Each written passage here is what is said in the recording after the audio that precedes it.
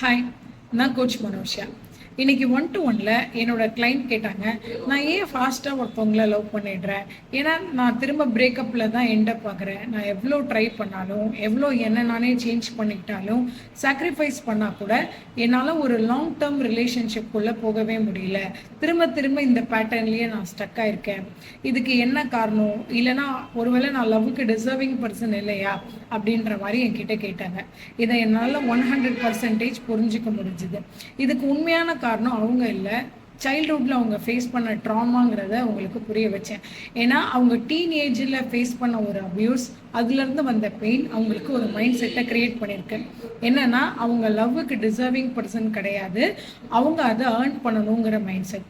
அதனால தான் அவங்க திரும்ப திரும்ப கஷ்டப்பட்டாலும் இதே ரிலேஷன்ஷிப்குள்ளே போயிட்டே இருக்காங்க. ஏன்னா அவங்களுக்கு இந்த பெயின் ரொம்ப ஃபெமிலியராக இருக்குது அப்படிங்கிறதுனால.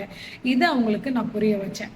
ஸோ நம்ம ரிலேஷன்ஷிப், லவ் அது எல்லாமே ரேடியோவில் நமக்கு பிடிச்ச பாட்டை கேட்குற மாதிரியான விஷயங்கள். நமக்கு பிடிச்ச பாட்டை கேட்கறதுக்கு நம்ம கரெக்டான ஃப்ரீக்குவன்சியில் டியூன் பண்ணணும்ல, அதே மாதிரி தான் ரிலேஷன்ஷிப்லேயும் நம்ம கரெக்டான ஃப்ரீக்குவன்சியில் இருந்தால் தான் கரெக்டான பர்சனை அட்ராக்ட் பண்ண முடியும். நம்ம அன்ஹீல்டாக இருக்கிறப்போ நம்ம அட்ராக்ட் பண்ணுற பர்சன்ஸும் அன்ஹீல்டு பர்சனாக தான் இருப்பாங்க, ரெட் ஃப்ளாக்ஸாக தான் இருப்பாங்கன்றதையும் என் கிளைண்ட்டுக்கு புரிய வச்சேன். ஸோ இதை நம்ம எப்படி மாற்றிக்கிறதுனா, முதல்ல நம்மளோட ப்ராப்ளம்ஸை, பெயினை ஹீல் பண்ணணும். நம்மளோட செல்ஃப் ஒர்த்தை நம்ம ரீபில்ட் பண்ணுறப்ப நம்ம வேறு ஃப்ரீக்குவன்சிக்கு போவோம், கரெக்டான பர்சனை ரீச் பண்ணுவோம்.